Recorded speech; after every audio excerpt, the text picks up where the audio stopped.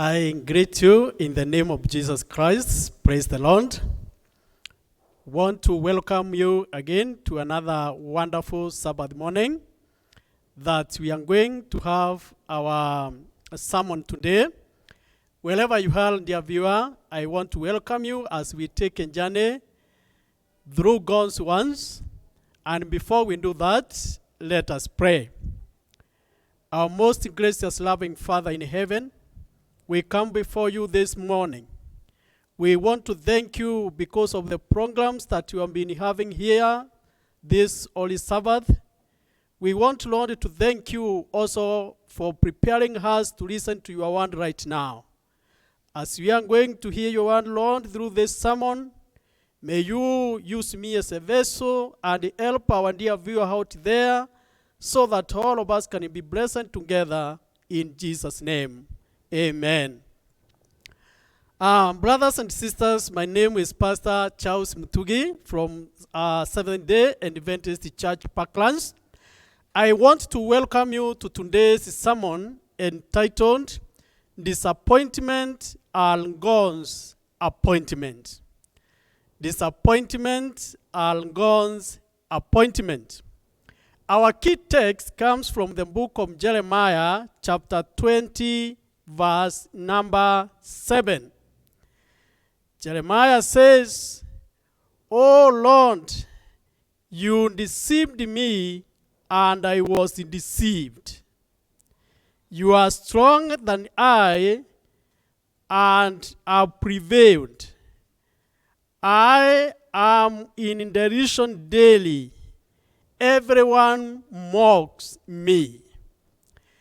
Brothers and sisters, I have gone through the Bible, but I have never heard of many people say that God has deceived them. Prophet Jeremiah is one of the post-exilic and exilic prophets. Prophet Jeremiah, in the text that we are reading, is just as he predicted the destruction of Jerusalem. When it didn't happen immediately, the man of God felt disappointed. I want to tell you, we all experience disappointment just like Jeremiah. Because disappointment is a failed expectation. Something that you had hope, something that you expected, but it doesn't turn to be so, and therefore you feel disappointed. Brothers and sisters, I want to tell you that we all experience disappointment just like Jeremiah.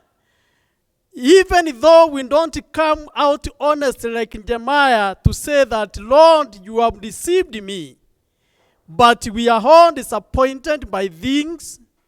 Even me, there is a time I was disappointed by the equipment here where we are preaching from. I really felt disappointed.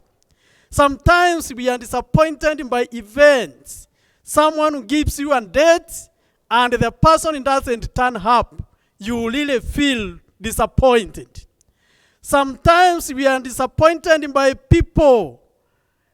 Sometimes we are disappointed by our spouses. We are disappointed with our children. We are disappointed by people who are very close to us. And more so, sometimes we are also disappointed with God. Disappointment, brothers and sisters, are worse, especially when you are disappointed with someone you trust.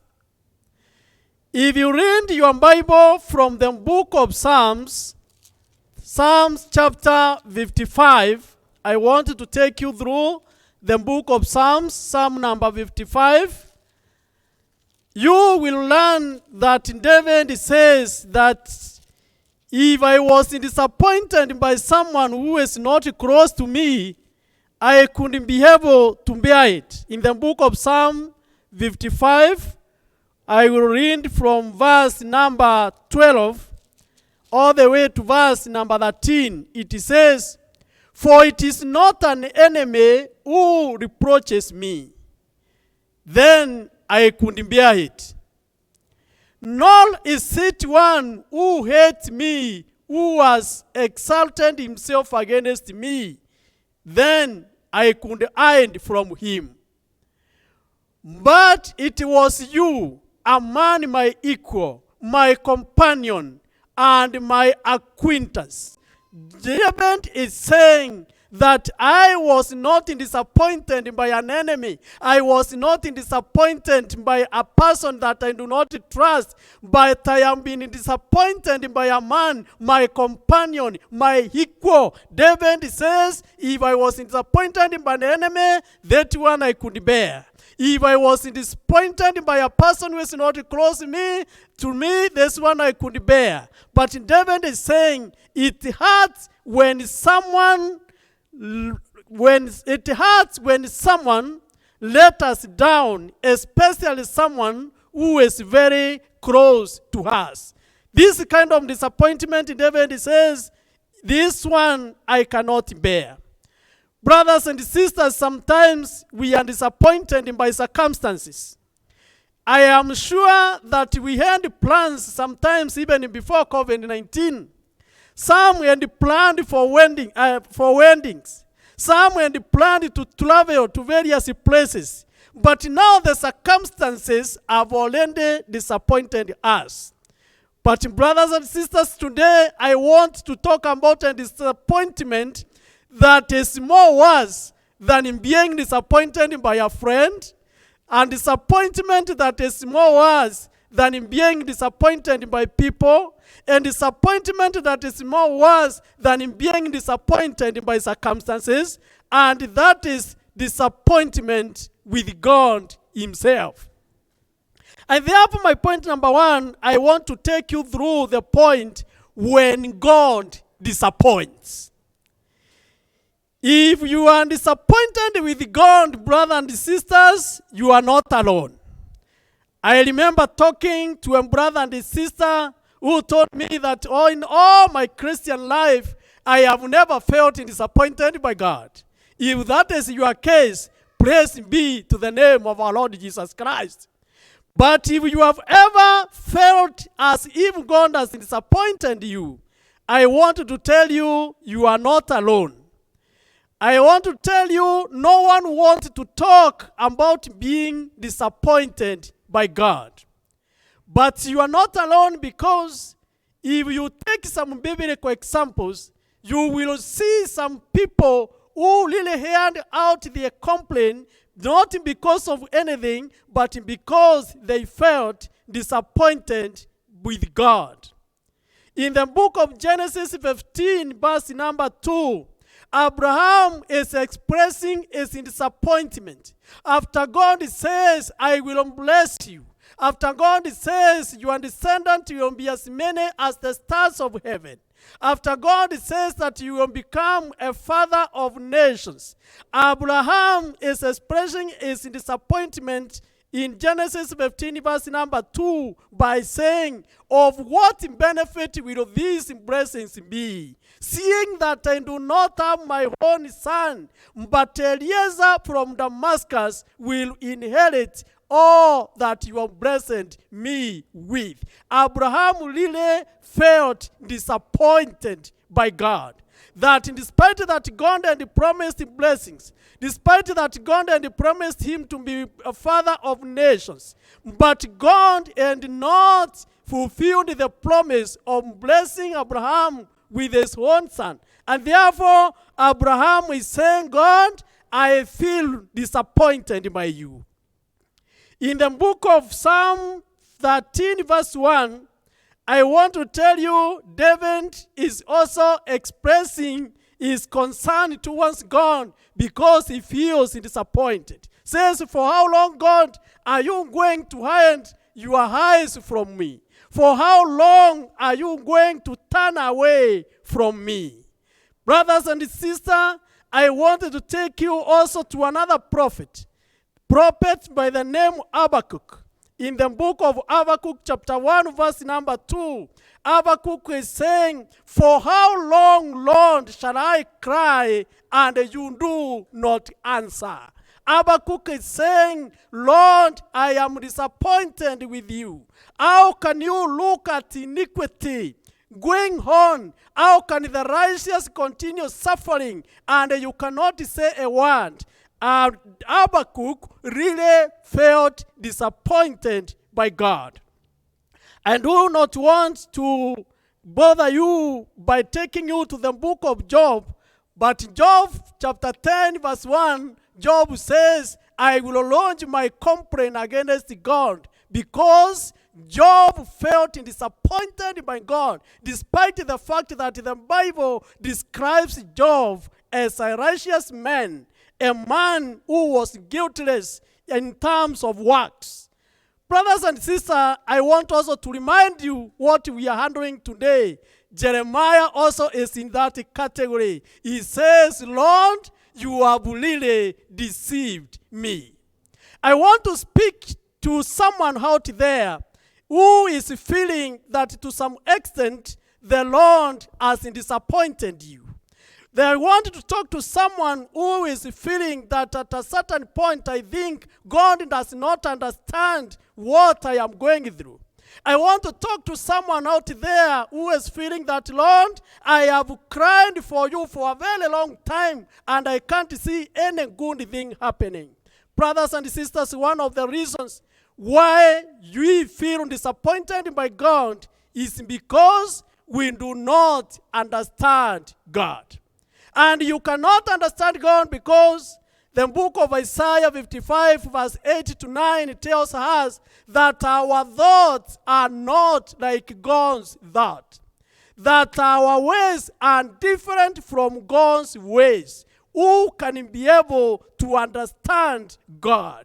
Sometimes we are so much frustrated simply because we do not understand the kind of God that we are dealing with.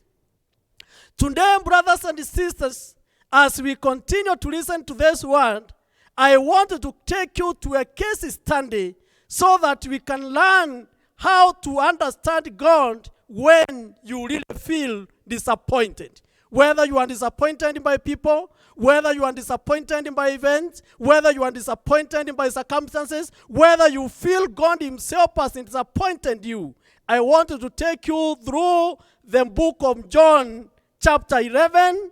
There is a case study in one of the greatest miracles that Jesus ever did when he was in this world.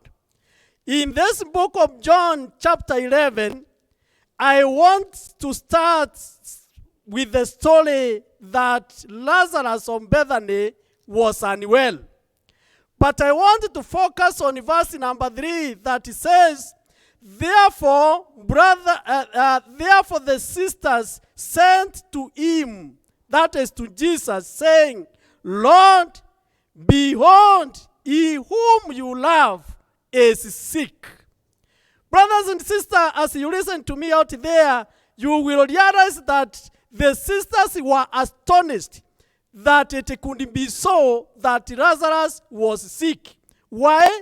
Because the word behold implies a measure of surprise.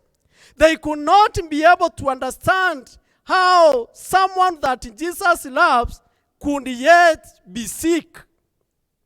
And therefore, the statement, behold, whom you love is sick. Brothers and sisters out there, I wanted to tell you that the love of Jesus does not separate us from the common necessities and affirmities of life. Why? Because the Bible says we have all sinned and have fallen short of the glory of God. Can you refer that to the book of Romans chapter 3 verse number 23. And therefore we are not exempted when we are dealing with the outcome of what happened after sin entered the world. Even Christians, even those that Jesus loves, we are not exempted. When there is a disaster that has overtaken the world, like the COVID-19 pandemic, brothers and sisters, even a Christian is not exempted. But I wanted to tell you something today. If you feel disappointed, if you feel that nobody cares, communicate your disappointment. In verse number 3, the Bible says, the sisters sent a message to Jesus Christ. They felt that the one that Jesus loved was sick and disappointment. But at the same time, they did not keep quiet. They communicated their disappointment to Jesus. Brothers and sisters, I want to tell you that even when Jesus received the message, another disappointment again is the delay. He did not turn immediately. He did not come to heal Lazarus immediately. He delayed for 2 more other days. But I want to give you the good news today. The greater the delay, the greater the miracle. Do you feel that God has delayed to answer your prayer? Do you feel that you have cried to your Lord and God is not answering? I wanted to promise you today, the greater the delay, the greater the miracle. However, in this book of John chapter 11, if you go to verse number 11, you will realize that Jesus was aware of the disappointment. Because in verse number 11 it says, these things he said, and after that he said to them, our friend Lazarus sleeps, but I go that I may wake him up. Jesus is aware of your disappointment. He was aware of what Mary and Martha were going through. Even though there was a delay, it doesn't mean that he was not aware that Lazarus got sick. It got even to worse, and even to an extent that Lazarus died. I want to talk to someone there who cried to the Lord that, Lord, it is during the time of a pandemic, but I pray that I may not lose my job, but you lost your job. You did not only lose your job, but you even lost a loved one. You did not only lose a loved one, but you are going through a financial challenge that you are not able to handle. I wanted to tell you, God is aware that you have come from worse and you have gone to the worst. He knows that Lazarus is sick. He knows that even Lazarus is dead. But Jesus, wherever he is, he has got a solution to your disappointment, that I will go and raise him up. Brothers and sisters, as you follow me in this book of John chapter 11, I want to take you to the verse number 21. When now Jesus arrived after some days, the verse number 21 says, now Martha said to Jesus, Lord, if you had been here, my brother would not have died. This is a statement that is common to all of us. That, Lord, were you really here when I lost my job? That, Lord, were you really here when I lost my beloved son? When I lost my beloved daughter? When I went through divorce? When my landlord is locking my house? Were you there when I lost my job? Lord, were you there when I am going through a terrible period of sickness? Lord, are you there when I am crying that you may heal my mother, my father? Lord, are you there when I am experiencing disappointment from my girlfriend? Lord, are you there when I am being disappointed by my girlfriend? Lord, are you there when no one cares about me? It is the same way that mother is communicating the disappointment. That, Lord, if you were here, I believe that my brother would not have died. I know there's someone out there that feels there was really God there when this was happening to me. It is not only mother, but I want to take you to verse number 32 and tell you that Mary too repeated the same statement. In the book of John chapter 11, verse number 32, it says, then when Mary came where Jesus was and saw him, she fell down in his feet, saying to him, Lord, if you had been here, my brother would not have died. As a pastor, I asked even myself this question: God, were you there when the church that I pastor was literally closed? I can no longer be able to worship there anymore. Lord, if you were here, this and that could not have happened. This is an expression of disappointment. If you feel that the Lord has disappointed you, if you feel like in Jeremiah that the Lord has deceived you, if you feel like in Jeremiah that there is something that is happening in your life and you feel God is not caring of what is happening to you, communicate your disappointment to God himself. Be honest with your God.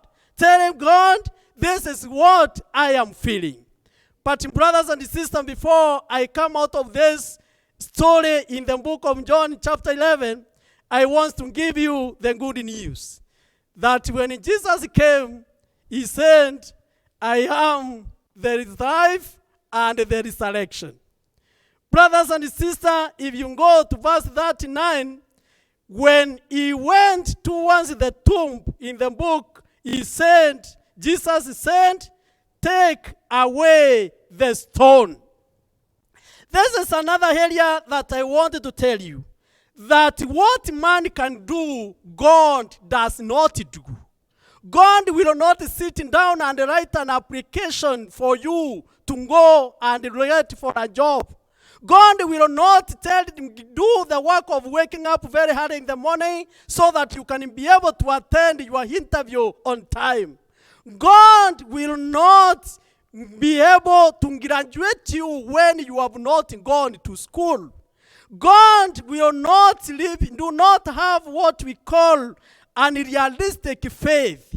You must go to hospital. Even in this period of COVID-19, I wanted to tell you what you can be able to do. God will not do for you. God will not come and wash your hands. God will not come and sanitize you. God will not come and lock you into your house. God will not put a mask on your mouth. That one is your duty and responsibility. If you want God to resurrect whatever has happened, what you can be able to do not expect God to do it for you. Roll away the stone. Brothers and sisters, I want you to be able to join me and think this way. A man who was about to resurrect a dead human being, do you think that he was unable to roll away the stone? Do you think it was a difficult thing for Jesus to command the stone, roll yourself away, and the stone could have bent? But what man can do, God does not do. Brothers and sisters, as you continue communicating your disappointment to God, do what you are supposed to do.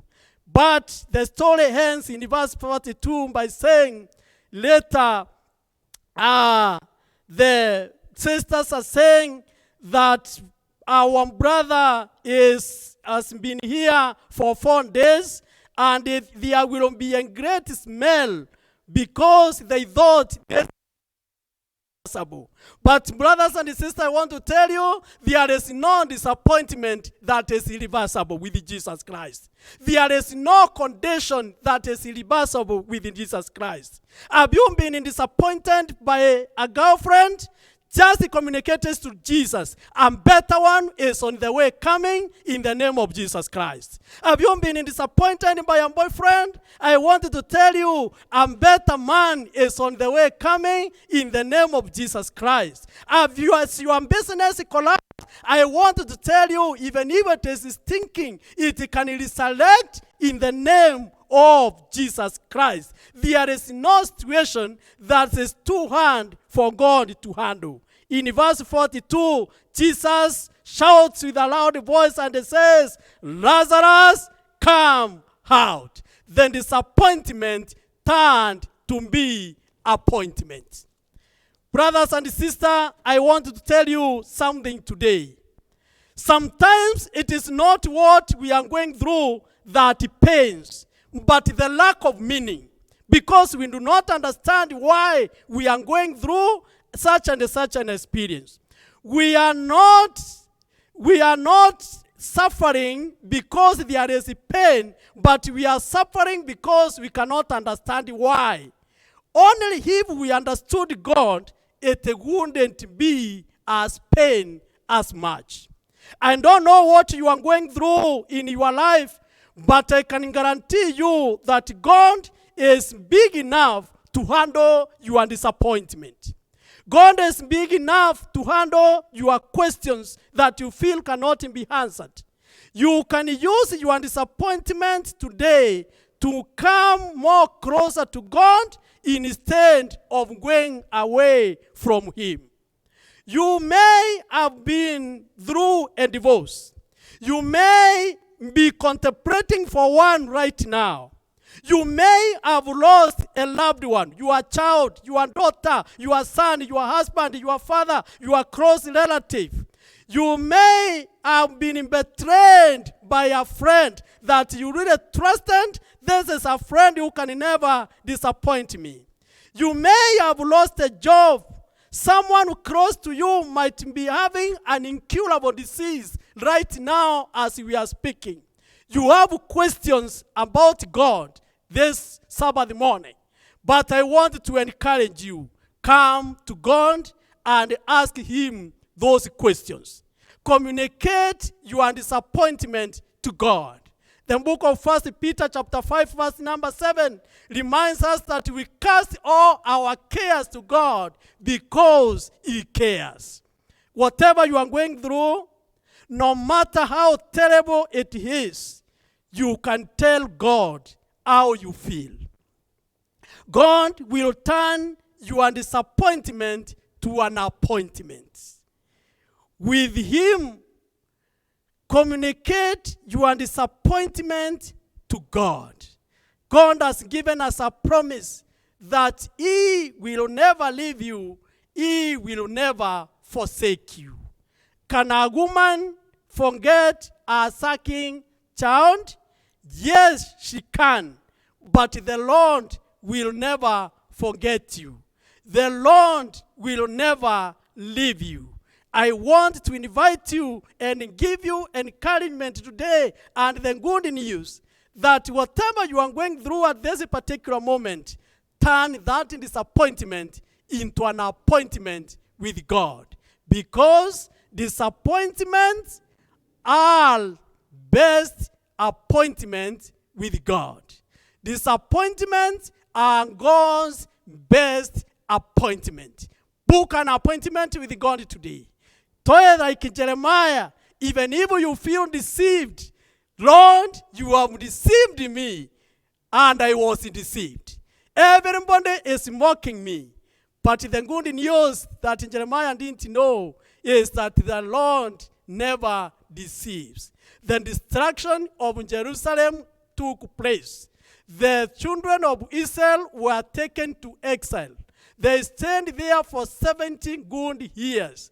And I am optimistic. Even Jeremiah could be alive today, he would look at the disappointment that turned into an appointment. Brothers and sisters, I want to welcome you to a prayer session right now and tell you it doesn't matter what you are going through. This disappointment is going to turn into an appointment. God is going to turn it into the best appointment ever that you will live to remember. By the end you come out of that lockdown, you will be able to give a testimony that that was the best appointment that I had with my Lord and my Savior, Jesus Christ. And may the Lord bless you, and may the Lord be with you. I want us to pray. Wherever you are, please join us in prayer. Father, Lord, in the name of Jesus Christ, most are the times when we are disappointed in life in this world.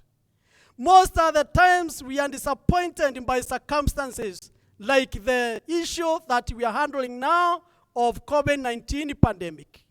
Most are the times that we are disappointed by people who we trusted, who are very close to us. Most are the times that we are even disappointed by events.